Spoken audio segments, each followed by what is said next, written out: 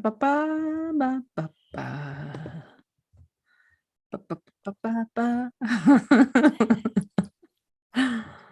I'm not used to y'all being so quiet. It is very quiet in here. I thought I came in on something. Nope, you did not. You did not walk in on a single thing. Good morning, everyone, and welcome to the Spirited Healing Academy. I am Reverend Michelle Scrimshaw Brown, and it's truly my pleasure to welcome you all here this morning. Here at the Academy, we are an assembly of people who will teach each other to find the miracle of joyful living from life circumstance to accomplish that which seems impossible. And our intention with these gatherings is to stimulate thought, create connection, and expand consciousness, which is all just a lot of words to say we like to have deep talks. And these deep talks often lead us to feel a little bit triggered. Sometimes we have expansions. We realize some limitations we had in our own thoughts, and we share those in real time. But generally, we just have a lot of love here. And I'm so glad that you're all here to share in that love. It's a wonderful way to start the week, isn't it? Okay, so I am going to go ahead and share the screen, and we can begin with our opening intention as we always do. And I ask you to please speak it out loud so that we can be sending this vibration out into the universe, and all of us can expand, even if we're not a part of it. May I come to understand that blessings are everywhere, that my attitude will affect outcomes, that challenges are often gifts in disguise. May I come to trust that most things can get better with time, that my instincts and gut feelings have value, and that a positive attitude makes things go smoother. May I come to see that I have many skills and talents I can use, that I am a positive influence on many people, and that there are those around me who wish me well. May I come to value that today is a blessing to be enjoyed, that each person is unique and important, and that each moment of my life has meaning. You know, every time I say that line, there are people around me who wish me well. I giggle because I always say around. And I know I talk all the time about how I should just change the opening intention to include that, because obviously I want that to be included because I just keep saying it. Anyway, it makes me giggle.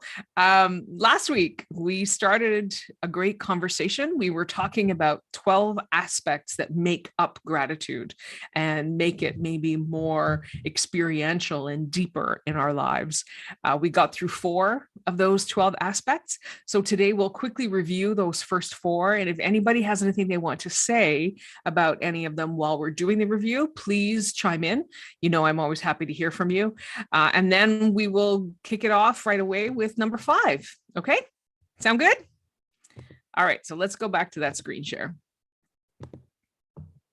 So the 12 aspects of the law of gratitude, and you can see here that I've taken this from a website. Oh, I can't see it because I've got this thing down here, right? Mark and Angel, and that this list was prepared by Mark Chernoff. All right, so the first aspect, the more you are in a state of gratitude, the more you will attract things to be grateful for.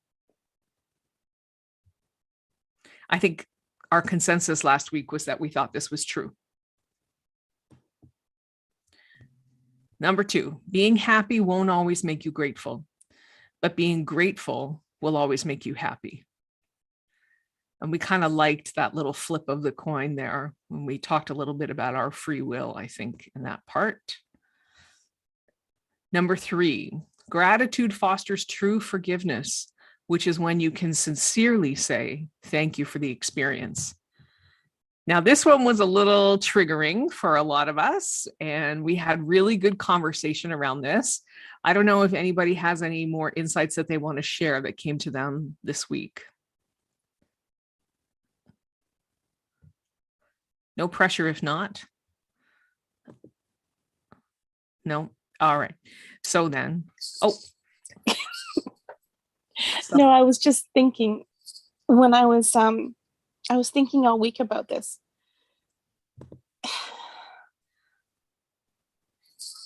Okay, so some people know my story, Yes. and not great things happened when I was a child. Yes. Am I grateful for those experiences though? Am I able to forgive everybody? Am I able to forgive myself for the trauma thinking that I developed for years, right? That seems more true to me now.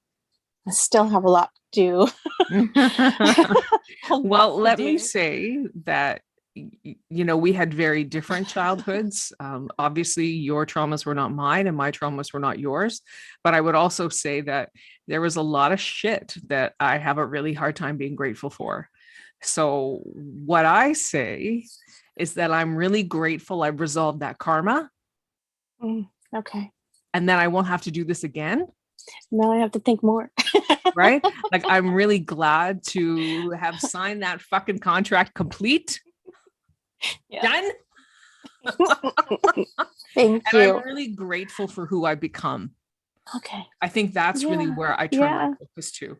I'm really grateful for who I've become through my own process of healing, through my trauma-informed responses, and through all of the blocks and programmings that I've developed as a response to those traumas.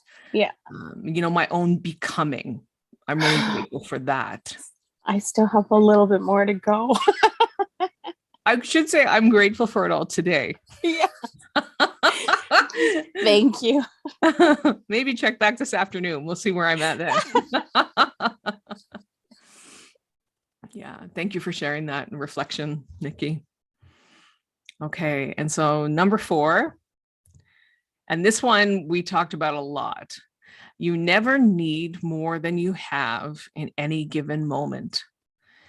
And I think a lot of us, I don't think we came to an agreement about what we think of this one, because I pointed out that it sounded really privileged to me. And we talked about this a lot. I don't know if anybody has any insights that they want to share after reflecting for a week.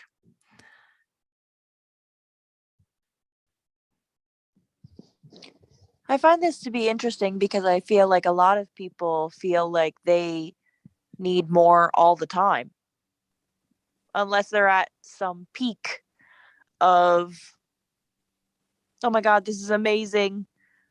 I don't know. Yeah. I think the question is, oh, sorry. No, go ahead, hon. I was just thinking that the thing is, right in this very moment that we're all sitting in right now, there's a very moment, what do we need? So you have to look at life moment by moment. Yes. It's definitely encouraging the art of presence. I think that's a really good insight, Joanne.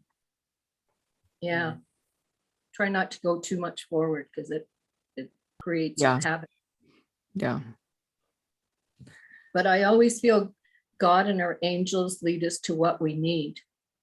And that's what I think this particular thing says. I'm with you. All right, let's take a look at number 5. Gratitude is all inclusive. Now, what the flock does that mean? Somebody hit me up with an analysis. Wow.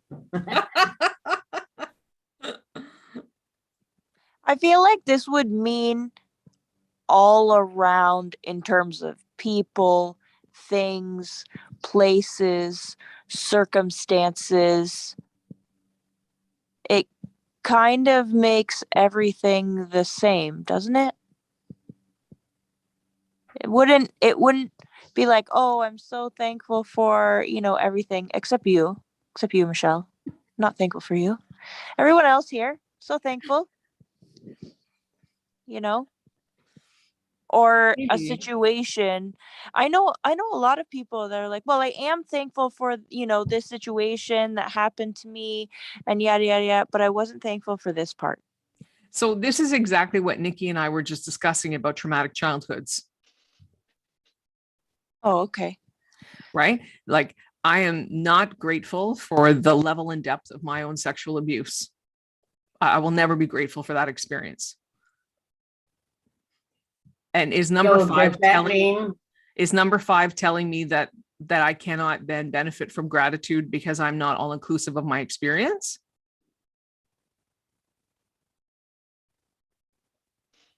I'm just thinking about what you were saying, Mervet. Yeah. Well, yeah, then if it's all inclusive, then how do you pick apart your experience? Because you are vastly different now because of said experience. Well, I think my response would be that I don't think any one thing, well, first of all, I don't believe in absolutes, right? So I don't think anything is absolutely entirely inclusive. And the other thing that I would say is, we cannot get caught up in the definite black and white extreme layers. So I am definitely grateful for who I am and all that I have overcome in my life, and for the development of my resiliency, and for my capacity to understand and love as a result of so many things. But I don't know that I will ever be grateful for all the hurt. I think this is a judgmental statement. Gratitude is all inclusive. That's somebody's opinion. Where is it written in blood and stone and whatever? Gratitude is all inclusive. That's an opinion. In my opinion, that's another opinion. In my opinion, that is another opinion. And it's judgmental to me, because it means if you don't feel gratitude for everything that's happened to you, what, you're failing as a spiritual human being? I don't believe that. I believe we're a human being on this planet. When we go to the other side with the bigger perspective, we may look at it differently and be, wow, I am grateful for how it developed my soul. But as a human being on this planet, I think that's a blanket statement that's very judgmental. That's just, So I like wonder said. if we're looking at it from a different viewpoint than what the author meant. I wonder if what it's saying, gratitude is all inclusive, means that any gratitude we feel will affect all of our life. Say that again. Any gratitude that we feel will affect all of our life. Okay. I wonder if it's not saying we have to be grateful for all of the minutia, but maybe to have an awareness of how gratitude affects our whole life. Because of the energy it spreads? Sorry. Yeah, because energy spreads. It's like ripples that go out, right? Those vibrations. I feel like it goes back to what you were saying. Gratitude for one thing gives you more things to be grateful for. So like the first one, yeah. Yeah. So if you're starting to be grateful for, your circumstance right here and now, you will continue to perpetuate more things to be grateful for. It doesn't necessarily mean, oh, you have to go back to your trauma state and be thankful that you experienced it. It just means to be thankful in the here and now. And, I think in the those past, ripples will affect everything. Yeah, because then it goes outwards, and the more that you have, the more so you grateful agree, you agree with what I was just saying, that we're looking at it from the wrong perspective. I can see that point. I can see both, I guess. I like what you said, Mervet. Gratitude in the here and now. That really resonated with me. Yeah.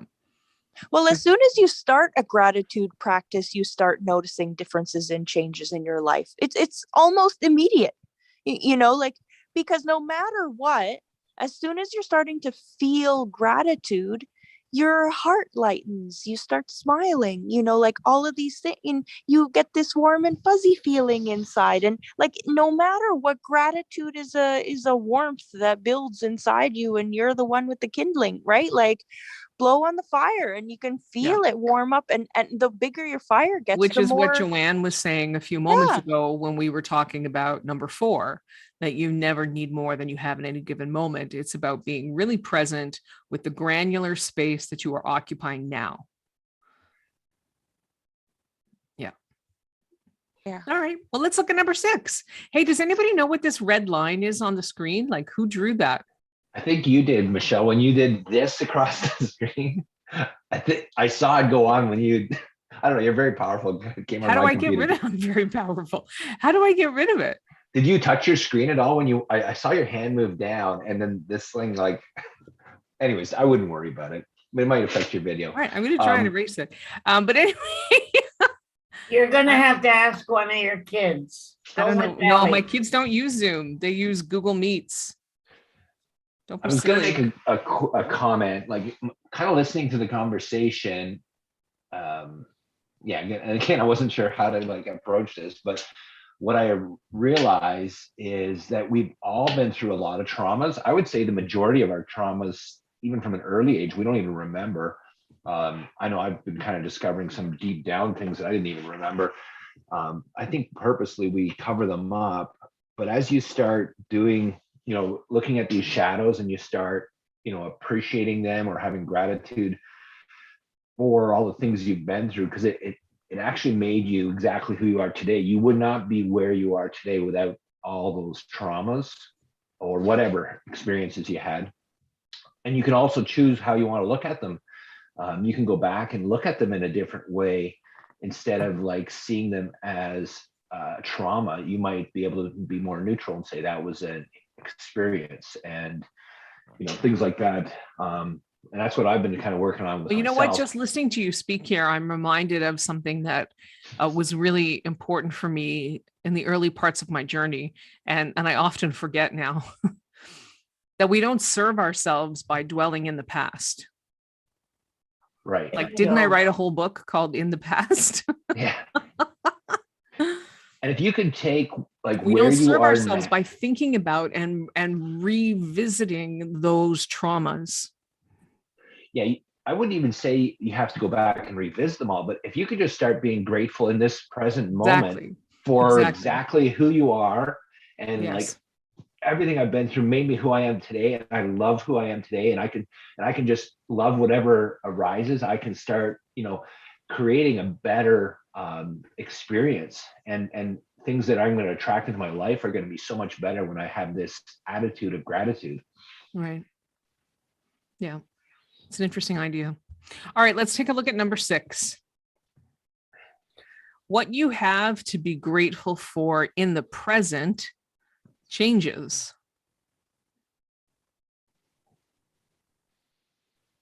Love whatever arises. Be grateful.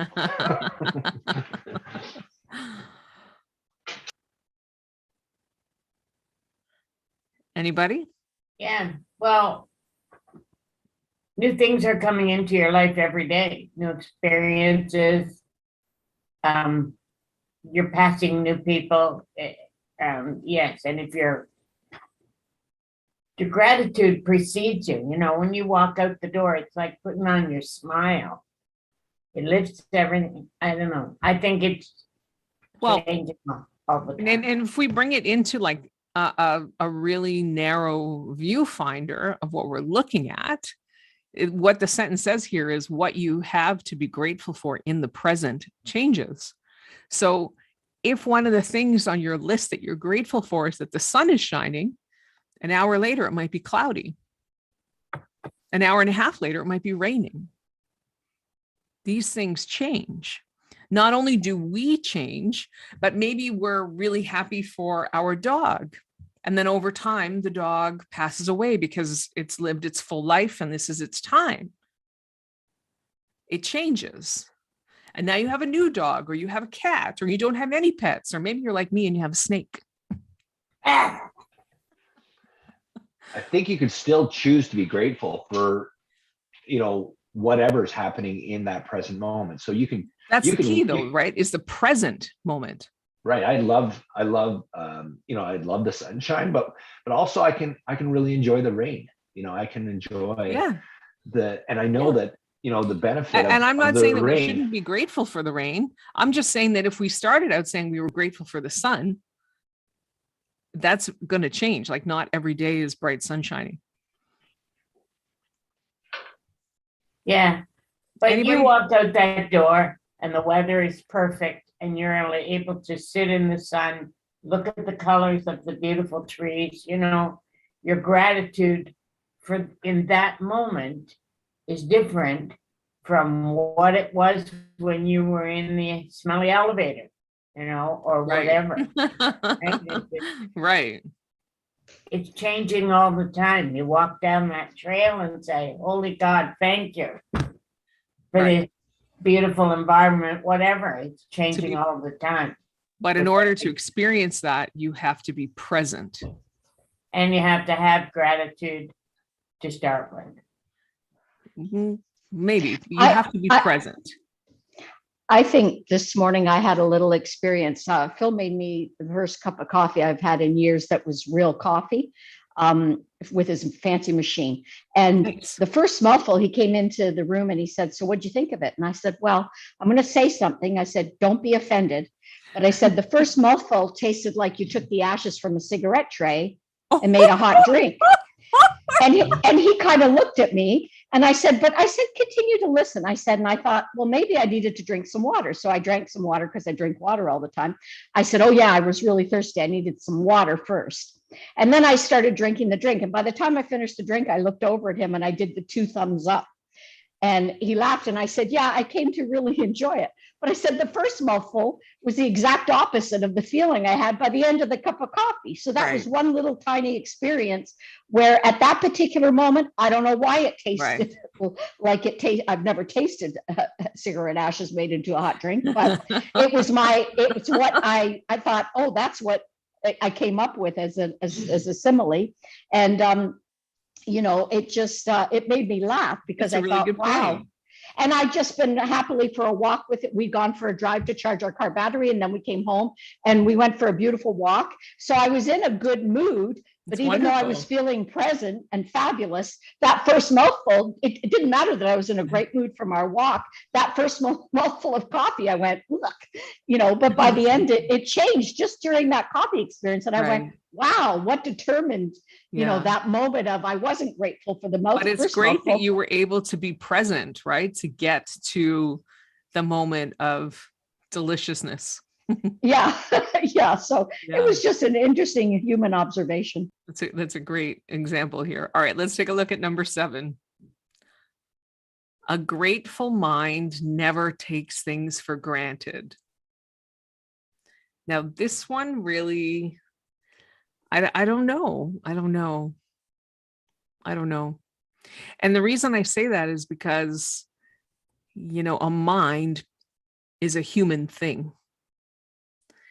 And the human in us is really committed to things being the same.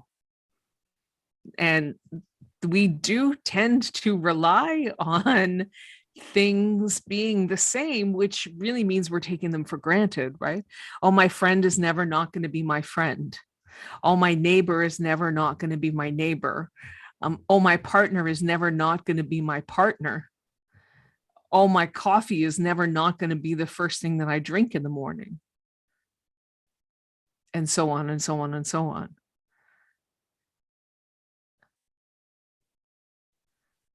But I can still be grateful. But it could be something else. I'm just thinking about me having made plans for the weekend before Thanksgiving, knowing that we would have our Thanksgiving gathering on Thanksgiving weekend. And then that plan got changed. So I just took it for granted. I mean, I'm wondering about this relationship to making assumptions. Well, this is what I was thinking, like taking things for granted does not prevent me from also being grateful. That's what I was thinking. I think the two can exist, right? Because you were still grateful, maybe not that you had to choose one over the other, but there were a whole bunch of other things in your life that you were happy about and grateful for. Absolutely, yes. Even though you had taken something for granted. So I think my I want to clarify, maybe that's what I'm thinking, that with number 7, I don't think, well, as always, I don't think it's an absolute statement, right? A grateful mind can still take things for granted. Like, how many times have you said, oh, I'm so glad that you'll always be my partner? Right? Why And does there then- have to be always with it? Pardon? Why does there have to be an always with Well, it? I'm not saying that there has to be an always, Mervet. What I'm saying is, how many times have we said that? Like, it's a very human thing. I'm so glad that you'll always be my partner. We'll be best friends forever, right? Like, we do that all the time. We do that all the time. Oh, and to me, gratitude is not in the future, it's present. But Well, that's maybe what this whole list is saying. But what we're talking about here is whether or not you can still experience gratitude while you're not being present. And I'm saying that, yes, I think you can experience gratitude while not being present. interesting. Do you not think that's true? I don't know. Maybe it's just my experience of, if I'm going to be immerse myself in gratitude, it's in the here and now, I guess. I don't know. Like when you got married on that beautiful beach. Yep. You were really grateful for that.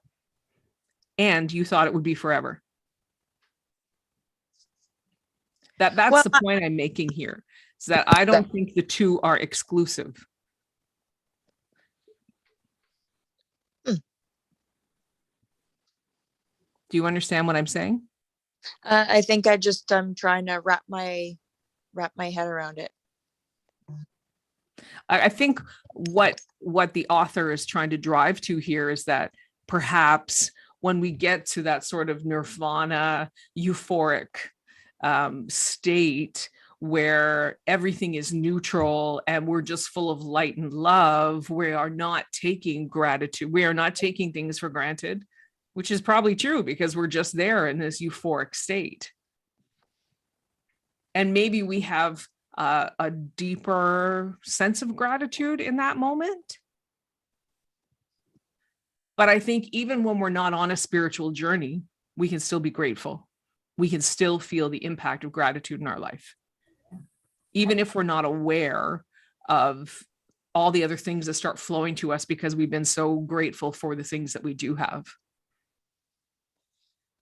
I guess what I'm trying to say is I don't think this is exclusive.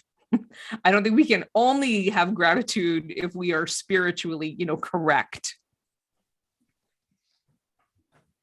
Kind of reminds me of Abraham Hicks. I don't know if anybody has listened to Abraham Hicks talk about gratitude. And I think the author here is really like putting gratitude in a very like high place. And when Abraham Hicks talks about gratitude, she says there's this feeling of, or this vibration of getting over something. Like, you're grateful because it used to be this way, but now it's this way. Where a higher vibration term would be like appreciation. So if you could get into a vibration of appreciation, which is a little bit more like all-encompassing, more so than gratitude. But I think the author is like really putting gratitude in this really divine place that is hard to grasp with the human mind, I think. But I sense where the author is coming from, but it is kind of probably closer to that word appreciation. Right. Anybody else have anything you want to say about number 7, or shall I skip along to number 8? Yep. All right, moving on. It's a whole new page, people. Woo. As you express your gratitude, you must not forget that the highest appreciation is not to simply utter words, but to live by them daily.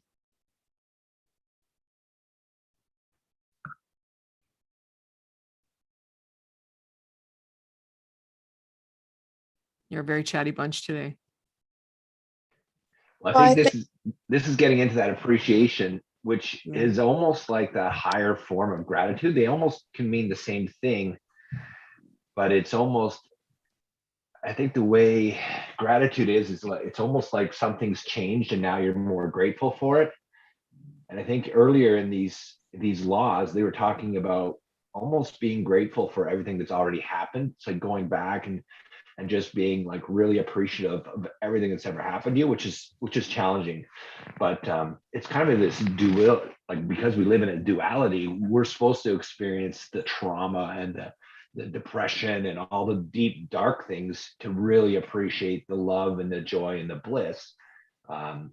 So this contrast thing is I think what gratitude's all about, but it has a vibration of getting over something, and appreciation is a little bit more pure, higher vibration.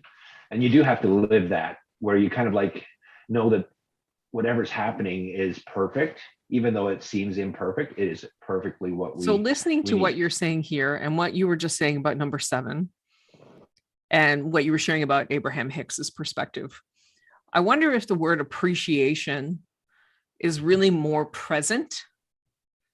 Like, I appreciate this conversation that we are in the middle of. And gratitude is when I'm done. Oh, that was such a great discussion today. I really loved that. I wonder if appreciation is present and the experience of gratitude is sort of hindsight, past, historical. What do you think? Yeah, I think that's what the way it is. The vibration of it is, and it's almost like appreciation is not. It's present, but it's almost all encompassing. It's like when you could just appreciate everything, where gratitude is almost like it's an afterthought, where you know what, now I really am grateful for this because I went through this, right? Right. I think appreciation is a feeling. Like every day when Phil crawls into bed at night, I just kind of go, like I just kind of feel, it's a feeling I have every night. When he gets into bed, I just feel at peace with the world. I feel it's a feeling I have. It's just a contented, happy feeling that I have. And it's not that I sit there and go, oh, I'm so grateful, Phil's just crawled into bed. It's not an actual act of expression of gratitude. It's just a feeling I have every night. Right. There's that point. And it's a, like I said, it's a feeling. The appreciation of that every night is a feeling. It's not something I express or do. It's just this moment of awareness of, oh, I can't explain it. It's kind of just a being moment, a feeling. Yeah. So this second part here of this statement, it's not to simply utter words, but to live by them daily. Do you think that this is talking about how we need to have action around our appreciation and our gratitude? It's not enough just to say, oh, I appreciate you. You should do acts of service to show people that.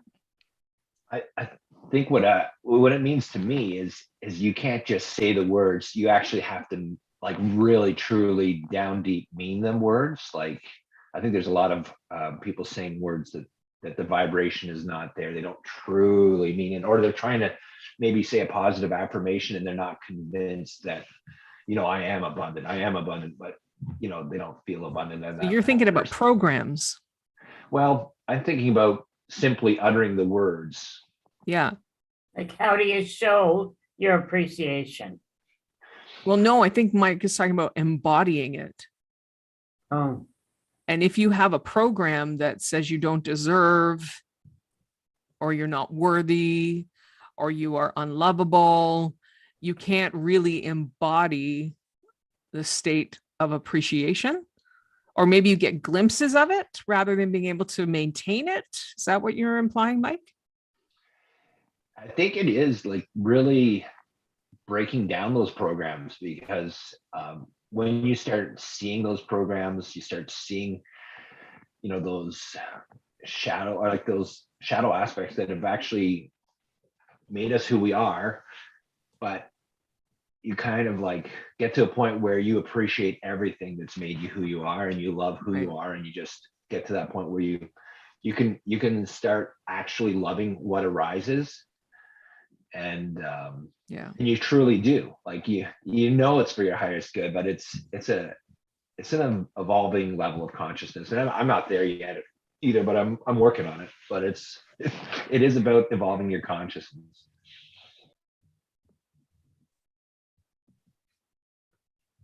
Anybody else have anything they want to say? Because I feel like we've come about to the end of all the time we have for this conversation today, which, again, yay for me, means I don't have to choose a topic next week. Hurrah! Hooray. Goodness sakes, the time passes so quickly. It does. It does. I really like this idea, though, of like trying to embody appreciation. Let each breath be an act of gratitude for having air to breathe in and having a moment to exhale it. To really be deeply present with yourself. Yeah, it is. The breath is what keeps us here. And I think you just learn to appreciate this opportunity to like come down in here and incarnate into a human body and be able to play with all these experiences, the good, the bad, and the ugly. And you're just like, wow, this is like a very exciting time to be alive. Yeah. It's a cool idea. It's a cool idea. Thanks for an awesome discussion, people. As always, y'all really are my favorite way to start my week. So great that you're all here. I'm going to flip over to our affirmation of hope once I take a moment here to mute everybody, and look forward to seeing you all next Sunday so we can continue these deep talks about the true nature of gratitude.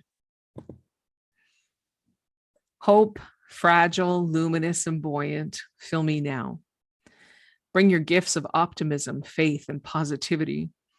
Grow strong within me today and every day. Increase my connection with those around me. Balance my moods with a lightness of being and touch all those I meet with blessings. Hope, fragile, luminous, and buoyant, fill me now. Humble and expand my heart with openness, making me compassionate, relaxed, and kind. Aware of the many blessings I have each day, making of me a better, more human person. Hope is a gift that passes through me to others.